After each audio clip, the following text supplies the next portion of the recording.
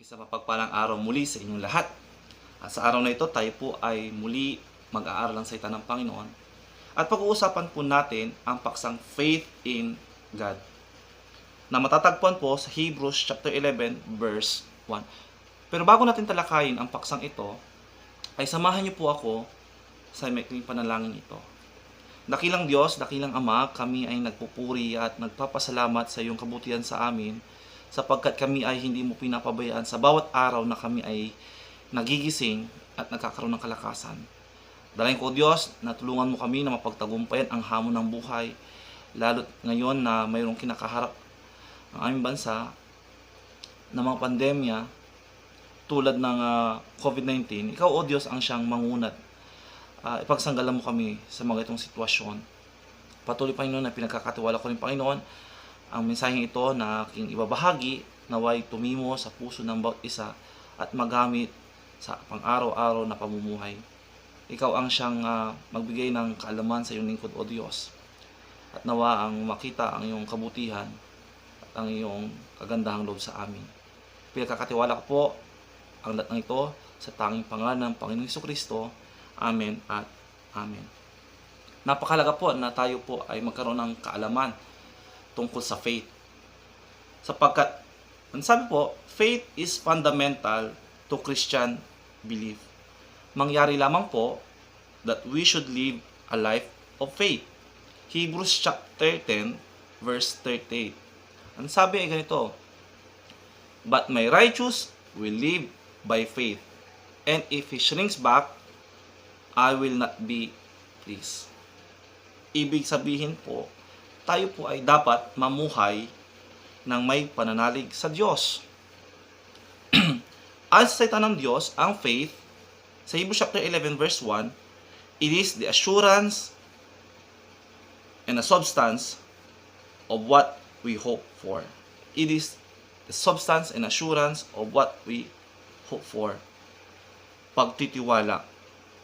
Sunod, faith is also an evidence of belief of things not seen. Naniniwala tayo sa mga bagay na di pa natin nakikita.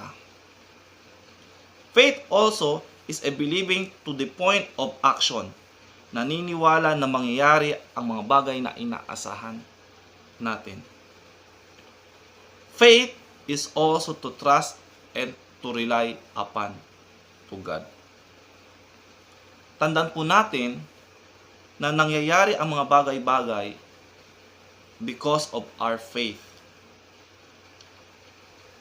Kung maalala nyo po, at mayroong mga istorya sa Biblia, gaya ng yung babaeng matagal na dinudugo. Alam nyo, dahil sa kanyang pananampalataya, nung mahawakan niya ang laylayan ng damit ng Panginoon Hesukristo, siya po ay gumaling. Ganon din yung faith ng senturyon, nung hinihingi niya ang kagalingan sa Panginoon, na pagalingin yung kanyang alipin. Minabuti ng senturyon na sabihin sa Panginoon pagalingin, na hindi na kailangan ng Panginoon pumunta doon sa lugar na iyon, bagkus sabihin niya lang po. At lubos ang pagtitiwala ng senturyong iyon. Ang nangyari po, gumaling po ang kanyang alipin. Yung pong taong bulag, yung blind man sa Biblia, siya po ay gumaling dahil sa kanyang pananampalataya. Mangyari lamang po na dumadating ang mga pagpapala dulot ng kanilang faith. No? Ang pagpapala ay darating po sa mga taong nagtitiwala at nagkakaroon ng pananampalataya sa Diyos. Ano ang nakita ng Diyos sa kanila? God saw those people having great faith, and they were rewarded. Sila po ay pinagpala ng Diyos sapagkat mayroon silang pananalig at pananampalataya sa Diyos. Ano ang kaganapan sa buhay nila? Nakamtan nila ang kanilang ninanais o ang kanilang ibig. Ibig lang gumaling, nakamtan nila. Mayroon silang ninanais para sa kanilang kakilala, nakamtan nila. Naniniwala po ako na you can get anything you want from God if you have enough faith. lahat po ng inaasahan po natin sa Panginoon ay makukuhan po natin kung tayo po ay mayroong pananalig sa Diyos. Sapagkat ang pananampalataya nga po ay nagdudulot ng una, pag-asa. Ikalawa, pagkalugod sa atin ng Diyos. Ikatlo, pagkaunawa. Yun po yung aking 3 puntos. Talakayin po natin yung unang puntos, yung pag-asa. Sa verse 1, tayo'y may pananalig kung nagtitiwala tayong mangyayari ang mga inaasahan natin at naniniwala sa mga bagay na di natin nakikita. Ulitin ko, mangyayari ang mga inaasahan natin. Hope, pag-asa. We should live in accordance to what the Scripture wants us. That is to have faith. No? Ibig sabihin yung ating buhay ay nakabase doon sa pananalig at pananampalataya sa Diyos. Dapat faith, not feeling. Minsan ang umiiral sa atin ay yung tinatawag na feeling, damdamin o emosyon. Feeling ko, di ako magtatagumpay. Feeling ko, babagsak ako. Feeling ko, di ko kaya. Feeling ko, di ako gagaling. Feeling ko, hindi ko malulusutan ito. Ang dami nating feeling at kokonti naman ang faith natin. Baliktarin po natin. Nasa halip po, feeling ang mauna ay yung faith muna. Faith first before the feeling. Ang gawin po natin ay i-feed natin yung ating faith ng faith. Dapat ini-exercise natin lagi yung ating pananampalataya. Yamang tayo po ay tinawag bilang mananampalataya sa Panginoon. No? Ang sumasampalataya dapat ay nakabase sa kanyang pananampalataya, hindi sa kanyang nararamdaman. No? Alam niyo po, ang pagkakaroon ng pananampalataya ay malaki po ang kayang gawin. Sa Matthew chapter 21 verse 21, no? Nandun yung idea that we can command mountains to throw himself into the sea. Ay, napaka-imposible po. Na yung bundok, uutusan mo na tumalon doon sa dagat. Napaka-imposible po. Ulitin ko lamang po sa aking mga nakaraang mensahe, doon napakahusay ng Diyos sa mga bagay na imposible. He is God of impossible things. He can do anything by His power. So, doon sa faith, no? Imposible ba that we can command mountains to throw himself into the sea? Posible po 'yon. No? Ang Diyos ay napaka-buti at kaya niyang gawin ang mga bagay sa kanyang kapangyarihan.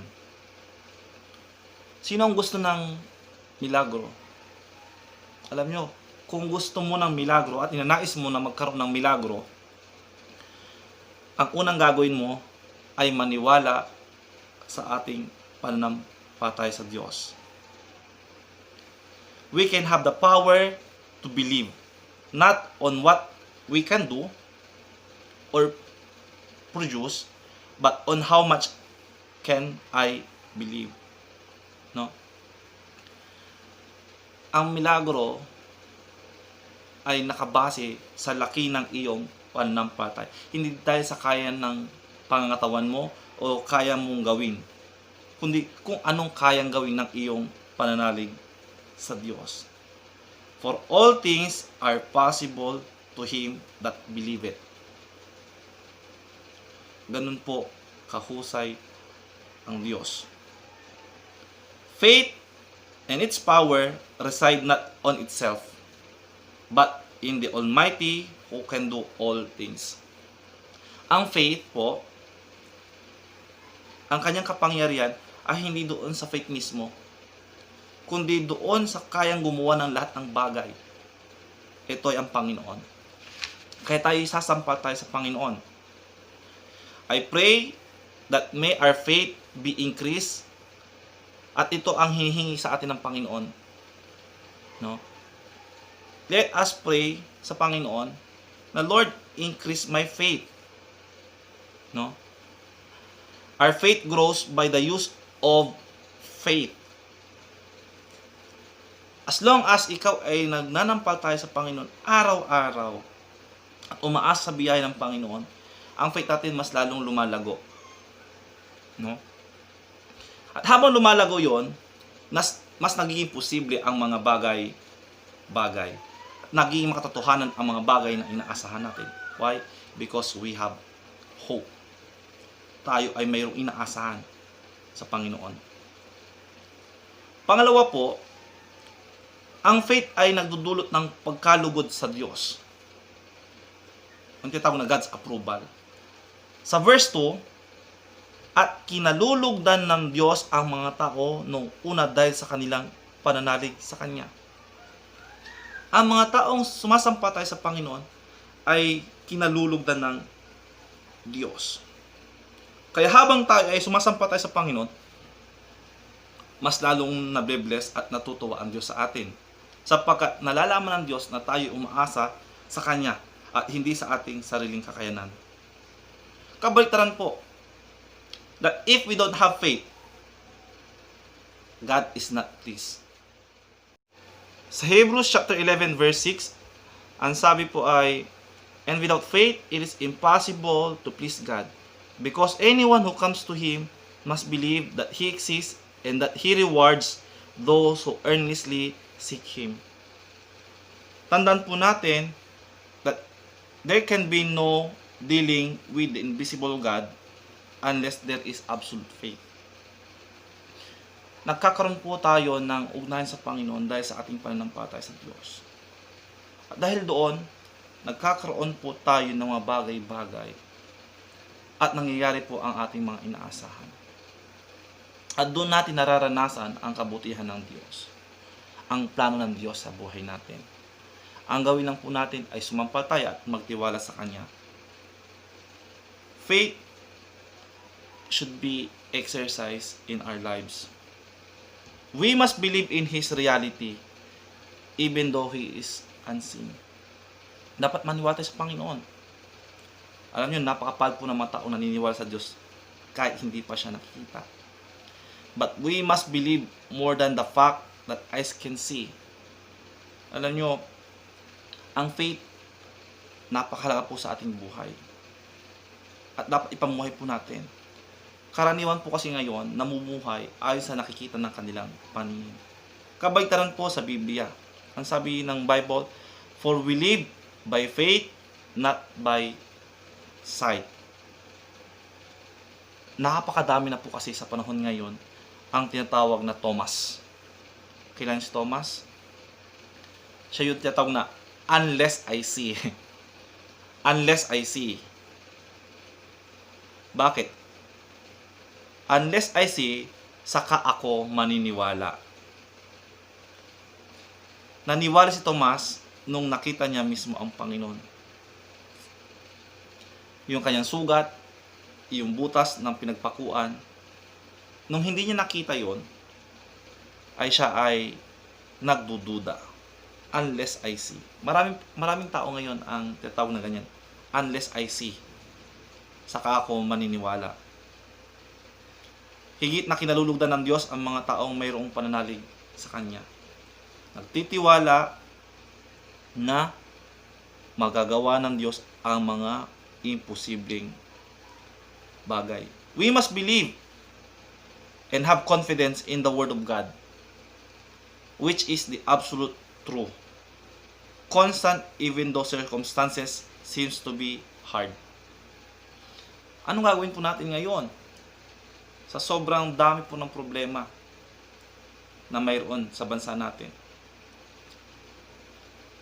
Kahit sa pamilya po natin, kalusugan, pinansyal na kalagayan. Sino ang iyong lalapitan? Di po ba? Ang pinalalapitan ay ang Panginoon at ang Kanyang salita. Lahat ng bagay ay lilipas, ngunit ang salita ng Panginoon ay hindi lilipas kailanman. Maging ang kanyang pangako, hindi tayo iiwan ng Diyos. Doon papasok yung ating ikatlong punto, pagkaunawa. Dahil sa pananalig sa Diyos, ay nauunawaan natin ang mga bagay-bagay at sitwasyon kahit gaano ito kahirap. Imagine mo, the more na mayroon kang faith, mas nauunawaan mo ang mga bagay-bagay. At naiintindihan mo sa abot ng iyong pananampalataya kung ano ang layunin ng mga ito. Pero pag wala kang faith, napakalit ng iyong pag-unawa.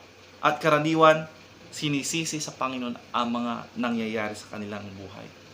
Nagkukulang ng pag-unawa. Ngunit ang mga taong may pagkaunawa sa Panginoon, may faith, anuman ang dumating sa buhay nila, ay nauunawaan nila ito at tinatanggap ng maluwag. Isang way ng patotoo ay ang pakikinig po. Paano po natin magkakaroon ng faith o pagkaunawa? Ito po ay sa pamamagitan ng pakikinig ng banal na kasulatan. Sapagkat ang banal na kasulatan ay bunga ng pakikinig. Romans chapter 10 verse 17. Kung makikinig tayo sa Word of God, magkakaroon ka ng faith. Plus, matututo ka pa sa salita ng Panginoon. At sa pakikinig, lalawak ang iyong kaunawaan at kaalaman tungkol sa faith. Kaya napakahalaga po na tayo po ay laging nakikinig. Maraming pamamaraan po para ma-increase yung ating faith.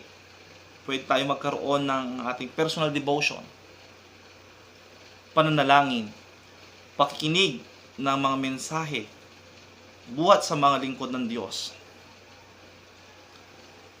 pag-meditate po. So habang tayo ay gumagawa ng mga bagay na ganoon, ang ating faith ay nag-i-increase. At habang nag-i-increase, nagkakaroon tayo ng mas malalim na pag-unawa sa mga bagay-bagay at sitwasyon, kahit ito ay sobrang hirap. Faith is not believing on a thing without evidence. No? Baka sabihin po natin na wala nang pinagbabasihan yung faith kasi hindi natin nakikita o hindi natin nahawakan.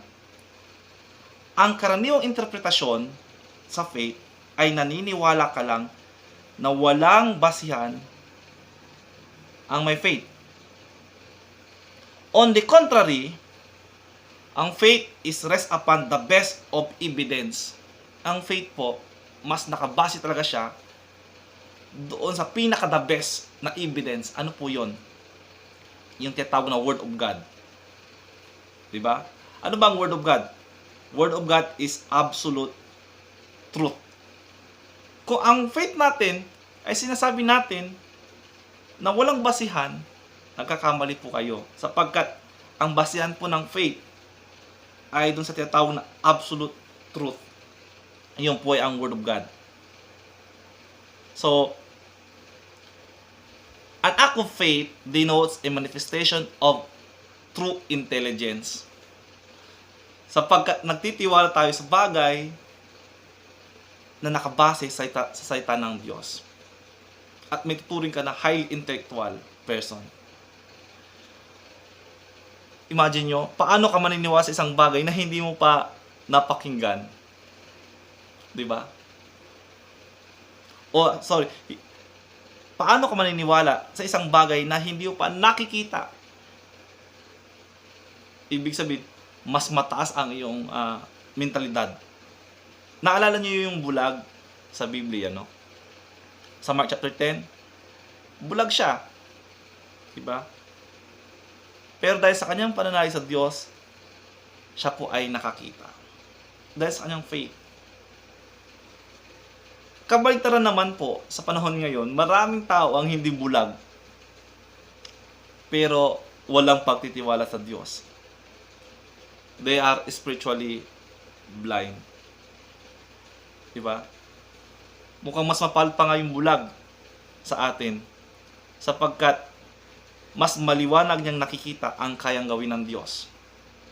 Kaysa sa mga tao ngayon na mayroong paningin pero hindi nagtitiwala sa magagawa ng Diyos. Tayo na may mga mata, we rest upon to what our eyes can see. Kung ano lang ang nakikita natin, doon lang tayo nagtitiwala. Doon po sa fact. Kabaligtaran po. Ang faith is beyond the fact. Ang hindi kayang ipaliwanag ng fact ay kayang tanggapin ng faith. Sapagkat ang taong mayroong faith ay naniniwala na magiging posible ang mga bagay dahil ito ang sabi ng banal na kasulatan. Sapagkat naniniwala siya na ang banal na kasulatan is absolute truth mula sa Panginoon. Kaya nga po, habang tayo ay nag-exercise ng faith natin, mas lalo tayong lumalawak ang pagkaunawa natin. At ang kaisipang ng pagtanggap o acceptance ay pagpapakita ng matinding kaunawaan na bunga ng ating faith o pananalig sa Diyos. Yung iba na mayroong sakit karamdaman, pag mayroon silang faith, mas nauunawaan nila bakit sila mayroong ganon. Nakikita nila ang purpose. Subukan mo ibigay ito sa taong walang pananampalataya. Bigyan mo sila ng sakit o karamdaman. Kung wala silang pananampalataya, hindi nila mauunawaan yung mga sitwasyon na mayroon sa kanilang buhay. Ulitin ko lang, hindi ito galing sa Panginoon. Ang sakit ay hindi po galing sa Panginoon. Pero inaalaw ito ng Lord. Ninanais ng Diyos na subukan yung ating pananampalataya. Sapagkat ang pananampalataya, ulitin ko lang, ay nagdudulot po ng pag-asa. Ang pananampalataya po ay nagdudulot ng pagkalugod sa atin ng Diyos. Ikatlo, ang pananampalataya po ay nagdudulot ng pagkaunawa.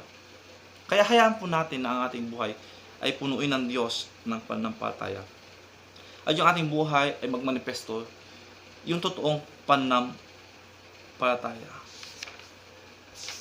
So bago tayo dumako sa huling bahagi, ay nais ko na kayo ay panalangin na i-increase ng Lord yung inyong faith. At lubos na tayo magtiwala sa Panginoon na kayang gawin ang mga imposibleng bagay. Let us pray. Salamat Panginoon dahil Ikaw, O Diyos, ay makapangyarihan sa lahat. Diyos na mga posibleng bagay na kayang gampanan ang mga bagay na imposible sa amin pero posible sa iyo. Dalangin ko, O Diyos, na ang mga taong tagapakinig ng mensaheng ito ay i-increase mo ang kanilang faith.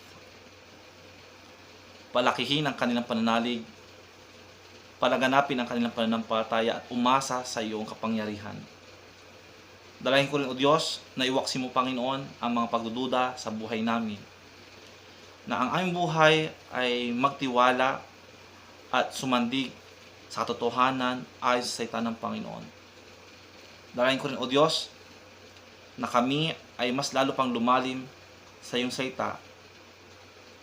Kaya Panginoon, ipinagkakatiwala ko po ang buhay nila, ang buhay ko sa iyong kamay. Panatilihin mo na kami ay nasa iyong kanlungan, Panginoon. Kanlungan ng pananampalataya at pananalig sa iyo. Ikaw, O Diyos, ang siyang may taas sa aming buhay. Ito ang aming dalangin sa pangalan ng Panginoong Jesucristo. Amen at Amen. Magandang araw po sa inyong lahat.